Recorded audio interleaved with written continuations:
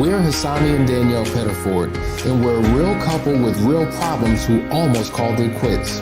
I was very frustrated. I became very disconnected, very jaded and cold. We have 4 children, going on 20 years of marriage, and we practice what we preach. Our mission, to change the way couples relate to one another and teach them the skills needed to improve the quality of their relationships. This is the Couples Academy Show. Well, good morning, everyone. Good morning. My name is Hassani. I'm Danielle. And we are the Pettifords. And we come to you every single morning for about 30 minutes to give you just to give it to you, right? We're going to give it to you. We're going to give it to you.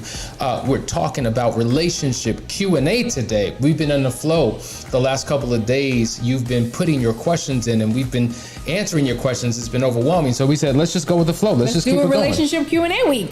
Yeah. Why not? I'm just saying. So listen, many of you on this show love what you hear, and you know so many other people. You ever go to church and you say, man, such and such needed to be here. Right. They needed to be in this house today for this word. Well, Right. maybe that's what this is for you, and you're thinking the same thoughts. Well, the way to get him here or to get her here is to share, like, and subscribe. Like, share, and subscribe. Like, share, and subscribe. Kind of with your community so that we all can get and eat on something good this morning. Absolutely. Listen, I want to welcome everybody. Good morning, Deltrick, who is saying, good morning, Deltrick Thomas from Baytown, Texas. I'm currently working in Ames, Iowa. Please pray for me. So I don't know if there's something going on in Iowa, but hey, we will definitely pray for you. Good morning, Nicole. Good to see you from Savannah, Georgia. My husband and I watch all the time. Thank you for this ministry. God is using you and we're listening. Is your first name Arthur? Author Nicole Green. She's probably an author. Oh, she's an author. Yeah. All right. Good morning, author. Zach from Ohio. Good morning, Miss Millette from Tampa, Florida. Good morning, Delisa from Indianapolis. Good morning, everyone. They're all coming in. Gorgeous Wales. Who's that from? You didn't say where you're from, but good morning. God bless you as well. Ralph Welsh again from Ohio. Kia, good morning, sis. Good to see you. Misty Lewis from Jackson, Florida. And Kendra Hanen from Columbus, Ohio. Just welcoming all of you again. When you're new to the program, just make sure that you subscribe. Hit that notification bell. That way you will not miss a show. We're really happy to jump into question 1. Hassani, let's go. All right, you guys have been sending in video questions, and we're going to go to the first one, and I think it is from Deltrick. Let's hit it. I've been separated since December, and yesterday was my birthday. So my birthday wish was, You want to start? to have an outing with my wife, and she agreed. Man, I had a great time. But so I get home, kids have a surprise cake for me. My vibrations out the roof. Get back in the room a little later on, get back changed, get comfortable, whatever. And man, I tried to be intimate. Why? I do not know. I have no idea what possessed me to do that, but I did. And now it seems like she made me back to square one. So how and why do we put ourselves in these situations and you feel the move? How did I misread it? I guess that's my question. How did I misread it? Things going good, and maybe just me, my nature's rushing. How do we contain ourselves even when it's looking up on the upside? Wow. You know what? That question to me, it hits my heart because I think about just times when, me and Hassani have been at odds and we would discuss the different ways that we need to express and feel love and affection. And for me, it was always the mental stimulation first. I needed to be mentally stimulated. I need to feel loved. I need to have my love tank full and, not half full, but full to feel like I want to give my body to you. Whereas men tend to do or have an opposite expression, more so they feel the physical, they're more visual. And so I'm thinking that, having the night go well and seeing the body language of your wife and her expressing the connection vibe, and you just misread it because men tend to lead physically to show the love in a physical way, which is something that I had to learn from you, right? That, not to say that you don't need the emotional, but how you lead with the affection, and that for you feels the same or somehow similar. Yeah. For a man, it's like I need to experience you physically to show my love. It's not that I just want you and want your body, but this is how I show you that I love you. And so Deltrick was feeling love for his wife wife. And so he moved on the love that he wanted to express. Whereas maybe she just wasn't ready because she wasn't mentally there. Maybe she's still stuck in some hurt and pain and wanted to take it a little bit slower. And there wasn't any communication and you kind of just moved on your emotions. Absolutely. And being that you two are currently separated, if I heard you correctly, you're not in the typical normal husband and wife relational space where after a birthday, obviously that's the best gift that you can get. Right. That's the cherry on top, right?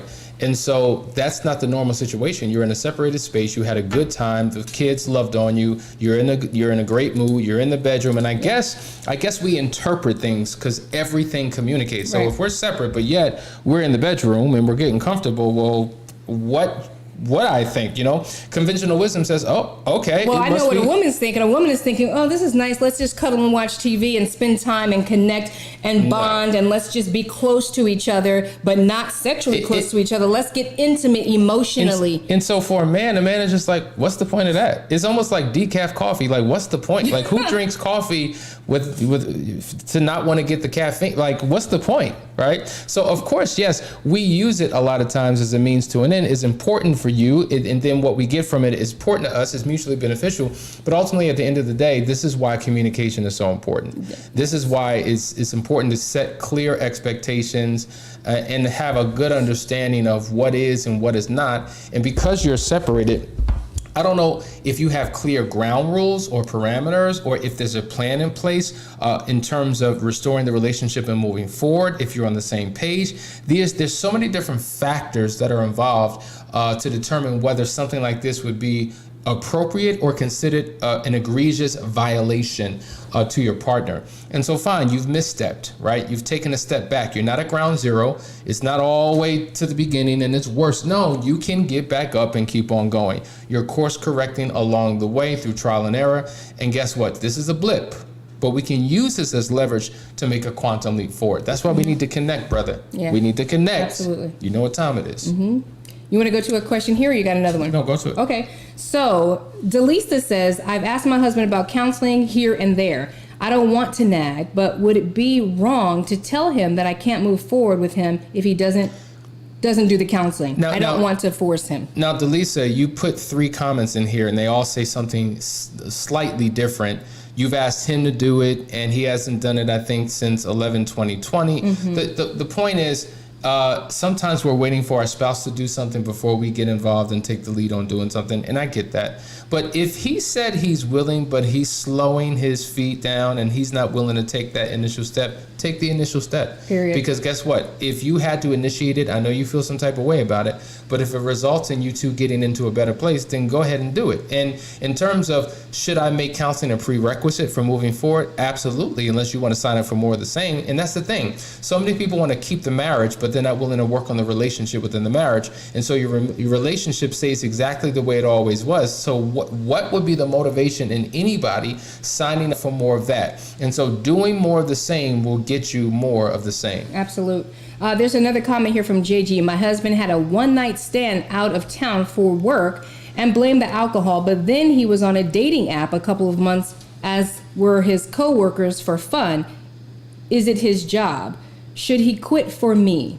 So he's blaming it on the alcohol, and then he's associated with people in his job. Right. I mean, should he quit for me? I mean, there's a lot of things he should be doing for you. I mean, like let's just look at it that way. I don't think quitting the job is going to change the character of what he does and how he is, right?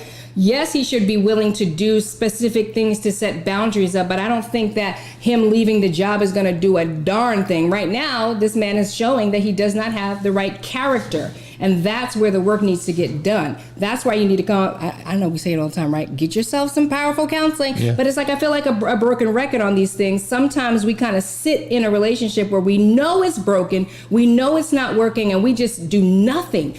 Get yourself into some counseling so that you know what you need to do to change things under the roof. And then either he will come along and change, or he'll join you. I think that's true because you take you everywhere you go. Mm-hmm. So going from one job to the next job won't change what's going on. No, he's going to just do it on the next you. job. Yeah. Now, there are situations when we're counseling couples where that has been the case and people have left jobs, people have left neighborhoods, Sure. they've relocated When they're to in other recovery. places in the recovery process for other reasons. So yeah, these are the things that require more detail, more know-how to get to. Listen, guys, you're watching the Couples Academy show. We have so many questions. We can't wait to get to them. So stay tuned. We'll be right back after this quick break.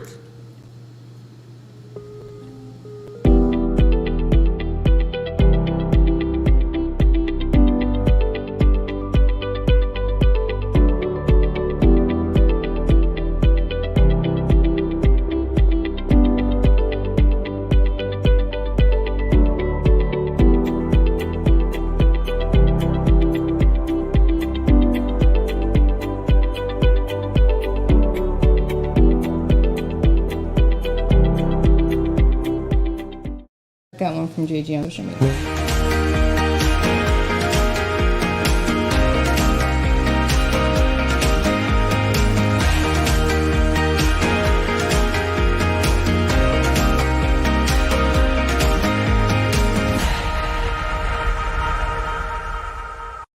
All right, guys, we're back. You're watching the Couples Academy show. We're glad that you're tuning in. Today's relationship Q&A. This is our third straight day answering your questions because obviously there's a lot on your mind and a lot on your heart and you want to get things sorted out. But even when we give you these bullet point, paraphrased answers, sometimes it requires a little bit more. So we would highly recommend reach out to us. Simply go to the website at couplesacademy.org. Set up a free discovery call. Let's figure out how we can help you in your situation. All right, so we got another comment here. JD says, how should couples handle social media if there are concerns about how they use them? I mean, this is just another space where we need to put solid boundaries, right? I don't have to govern how Hassani handles social media. He doesn't have to govern how I handle social media because it's not an issue, right? But when it becomes an issue, or if there are barriers that you see that are broken and hedges are down, that's something that you really need to talk about. How do you communicate with people on social media?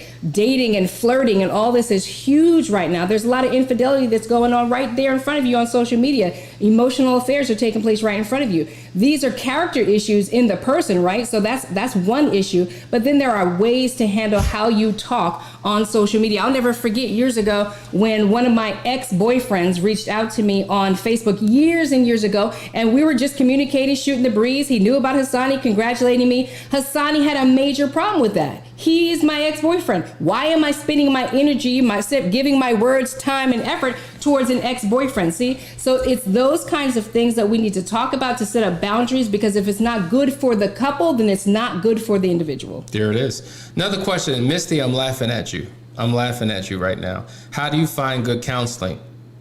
Currently with counselor 1 month and only 2 sessions in, we get more from watching TCAS, Couples Academy show. Oh, I didn't even know what the acronym.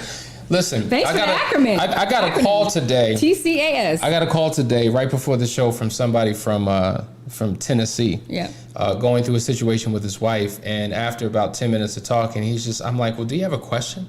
He said, well, I mean, I'm trying to find a counselor. What do you think I should do?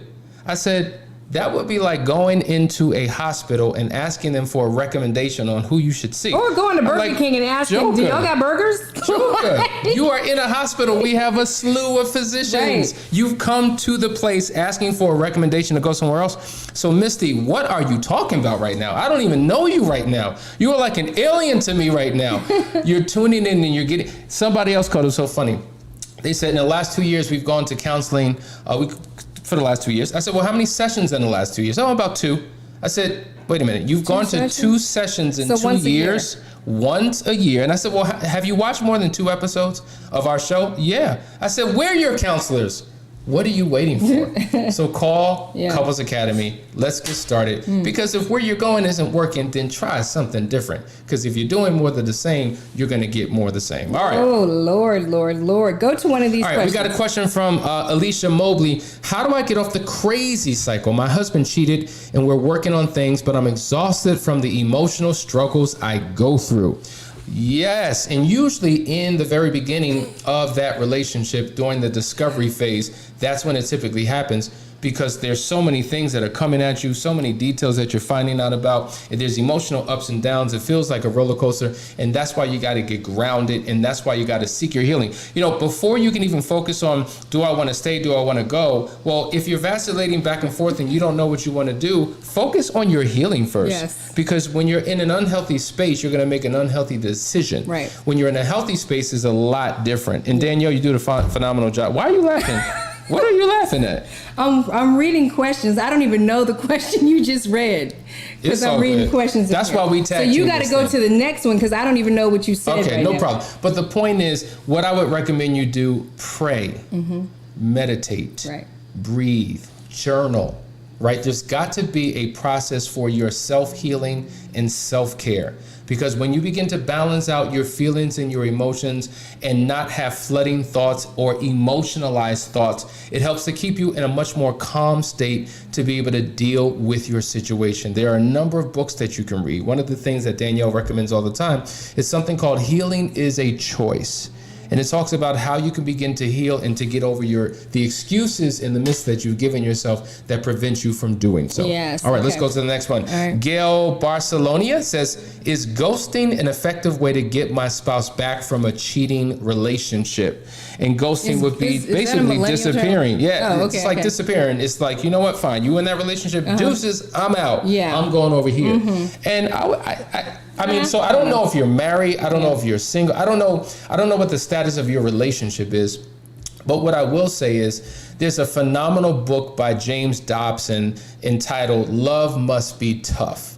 And when somebody's in an affair relationship and they're not willing to get out, they're not willing to do the necessary work, your desire to maintain the relationship and you constantly go after them and please come on now and that's not going to work. I just don't think gaming is the way to get somebody to turn their lives around and to pay attention to you. If they're already stepping out and doing things unethical like that, and you jump into the game, one game leads to the next game. If that didn't work, then what's the next step? One foot out the door and you cheating or you flirting to get their attention.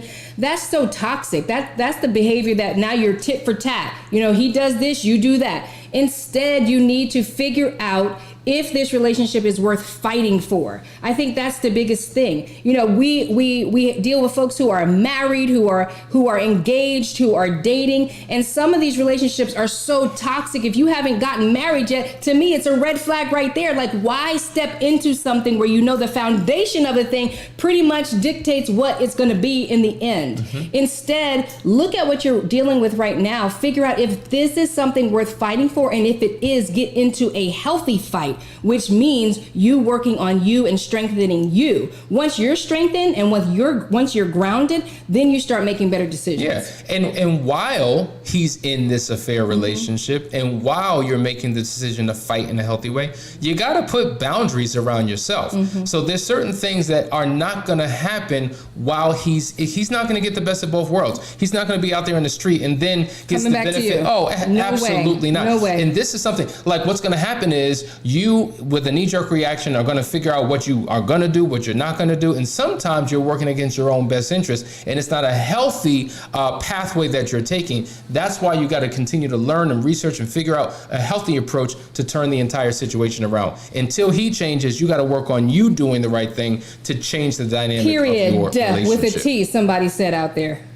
Let's go to the next one. Jasmine Ross says, if a person cheated in multiple relationships, should they get individual counseling to address brokenness in addition to working on the relationship? Yes, and absolutely yes. Absolutely. It's not either or, it's both and. 3-lane highway going down 95 South. There's a left lane, a right lane, and a middle lane. The middle lane is you and your spouse in this thing together. You're still married, right? But then the left and right lane is you in your own individual lane. You should be pursuing both couples counseling as well as individual counseling simultaneously. And what I would recommend is that you don't have an individual couples counselor and then you have your own counselor and your partner has their own counselor, because you have all these voices coming in, confusing things, sending you in different directions. It becomes a tug of war. You don't know what to do. You're all over the place. And then you become overwhelmed and you wind up doing nothing.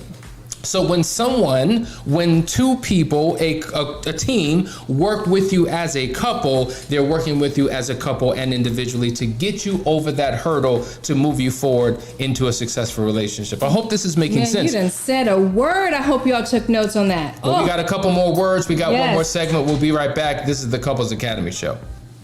Sign up today for the Better Marriage Club and receive exclusive access to the private Facebook group to get your questions answered and your problems solved.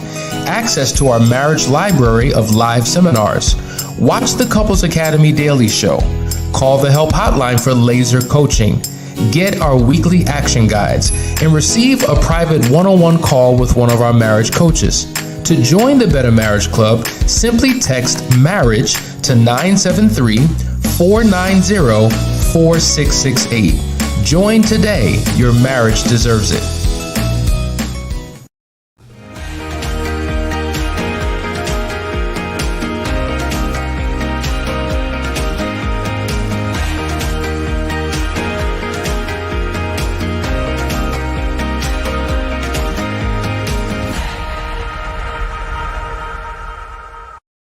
Hey everybody, you are watching the Couples Academy Show, and we're doing Relationship Q&A week. And I'm going to jump into this juicy question here by Jaguar. She says, would sex be as important to men if they only reached orgasm a quarter of the time?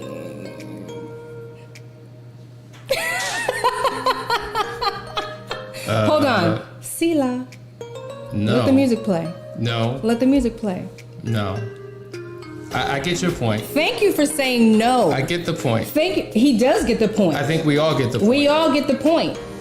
No. And it should be stated that a lot of times we don't. It's just a thing. Our bodies are designed different, y'all. This is why there needs to be sex counseling, you know, because people actually don't know what they're doing or dealing with. Sometimes folks have to learn actually where the parts are, so that they understand, hey, the friction isn't doing it for me, okay? It's not just about friction for us. Yep. That's why we're going to do a masterclass on this. And when we have this, all of you better sign up because we're going to go deep. I mean, y'all better sign up because I got things to say. And I have done a lot of work on me, which we've talked about. And that's right. We got to do this masterclass. Yeah, we got to do We're going to help these ladies. We're going to help these men. Yep. We promise. Get ready. It's coming. Promise. Matter of fact, if you want it, I want you in the chat right now to say Sex Masterclass. If that's what you want, we want to hear from you. Let us know. But in the meantime, we'll jump to the next question. All right. Teresa Franklin says, how can I help my husband hurt less and reassure him I love him and that we will get through this? You know, a lot of times when an affair occurs, it is a blow to one's self-esteem, their sense of value, their belief system about themselves, how they view themselves. It can really chop a man or woman down. And so for a long time, you have to then begin to overcompensate by filling a hole that was created in them when you chose to be with someone else. And sometimes it's not a quick fix. It takes time. It takes effort. It takes diligence. It takes commitment. And so you can't be tired. You can't be wanting to throw in the towel, call it quits. How long does it take? How much is it going to be? Like, you've got to be willing to do the work. We were talking about this in our Moving Forward program last night with a couple of our couples. How long before it becomes entitlement? Like, how many times do I have to keep doing and doing and doing and doing and doing? When is doing enough? Well, here's the reality. You are not a human doing. You are a human being. And what you do is an extension of who you choose to be, of who you are. And so if you get in the mode of, well, golly, how long do I have? Man, it's been a long time. Right. The reality is it's a new norm. So what didn't work before, now that you're in a restored relationship, you're going to have to do things you've never done. As we say, new levels, new rules. And so now that you've elevated your relationship to the next level, you've made a decision to stay. You can't continue to show up the way that you've always been. Yeah. There's got to be new habits and new patterns and new behaviors and new things, a new dynamic in that relationship in order for it to work. And when you do that, things begin to change. Yeah, and you know what I'm hearing you say too is that, you know, you're still going through things, right? Just because you have a moment, a temporary setback, maybe a trigger, you know, you're upset about something, you don't want your spouse to think that everything is lost, right? But you do actually want to still have a voice and say, hey, can we work on this over here? right? I think there needs to be balance in that. And that is a conversation you'd have with your spouse to just be clear and honest with them. Listen, babe, we have come a long way. I see all the effort that you're putting in. They need to hear that because they're the one that hurt you. They need to hear that they're doing a great job. But guess what? There were issues in the relationship before the affair. Can we deal with some of these issues to make my recovery of the affair much easier? There it is. Let's go to the next question while you prep for yours. CJ says, how many chances should my husband get after cheating multiple times before and after marriage? We've been together for 10 years. CJ, that is a question that only you can answer. Everyone's tolerance is different, okay? While some have been in an emotional affair that there was no physical contact, that was a breach and a violation, and one's tolerance level was reached a certain point where they were done. We've worked with couples where literally there have been 20 plus partners over the course of their marriage, some short-term, some long-term, some one-night stands, some all types of things, and the spouse continues to stay. And so what works for what one person is willing to do is different than what one other person is willing to do. The fact that you're even asking that question proves that you're obviously not ready. Or maybe you're fed up, but there's something that's keeping you there. And so this is why you can't figure this thing out on your own. Because if you're vacillating, do I stay, do I go? We say that the best decision that you could ever make about staying or going is to really make no decision at all. To allow the journey that we take you through to make the decision for you, because it becomes crystal clear about what the pathway should be, and it exposes your spouse's heart as well as yours in terms of your willingness to do the right thing. Absolutely. So we got a lot of comments on that masterclass. She ain't lying, not just friction. Sex masterclass, masterclass. There are a lot of people that say they want that sex masterclass, so we're gonna come with it. We got another comment from Clarence Jackson that says, I tell my wife all the time, leaving out information when we are trying to get to the truth don't help build trust. Transparency is a very important part of building trust when it has been broken. Absolutely. I mean, you said it perfectly, but that's a huge thing. After the affair, we need complete and total transparency in everything. Where you are, what's on your telephone. And the thing is that if you really have a heart for recovery, if you really want to move forward, then what is there to hide now? Like, you've exposed it all. Be transparent. Put a tracking device on your car if that's what they need. Give them the telephone. Like, why are we still hiding at this point? You will have that time in your life after you've proven trust where you get your autonomy back, some sense of it. But for a while, you need to open up your book and show your spouse your life. If there's people who have nothing to hide nothing. It's just that simple. But some people have this need, they're bent towards privacy anyway. And I was like that, right? Because some people are trained that way, that, you don't tell your business. Folks who've been through a lot of stuff, you keep it under the roof. Y'all know I've been through some crazy stuff. And so you don't tell everybody your business. So that is a mindset as well that some people have, that you either talk and tell everybody your business or you keep your business private and nobody has to know. But when you get married, right, you have to expose your life. I remember there were times when I would just go for a drive and wouldn't even tell you where I'm going. And you don't know where I'm at, but I'm stopping at the supermarket, I'm here and there. And it's just like, why don't you tell me where you are? And my thing is like, why do I need to tell you? I'm a grown woman, That thinking has to change, but especially after an affair, when your spouse is working hard. First of all, they've forgiven you and they've decided to stay. But when they're working hard to be able to trust you, when they are overcoming the burden of triggers, emotional triggers happening without their permission, you need to be willing to expose every single detail of your life and do it willingly. They don't want to force it out of your hand. They want you to willingly open your life to them. And if there's been a major violation and I can't trust you, when you go for that car ride and you just don't tell me where you're going, and then you say, well, I went to the Publix, and well, where else you go? Because it took way too long. But you didn't tell here and I stopped there. You didn't tell me about those two other places. Right. And it's just like, why would you keep that from me? Something so trivial, something so little. Now it makes me question everything that you do. True. So sometimes we're private and secret to a fault. It's not serving you. Listen, we are one. We are one. And so if we're gonna be one, I know better. I tell you where I go. Yeah, no, for real, you do. But what I'm saying is, you're one. So what you hiding stuff for? Yeah. First of all, most of your life is on front row. Your spouse, listen, you give your spouse a front row seat to your life anyway. And so when you intentionally try to hide in your secret, and you're like, Joker, I can see you behind the microphone. What are you doing? Yes. Like, I can see your stuff. You know what is interesting is most of the recovery from infidelity and a lot of major things is what you need to unlearn.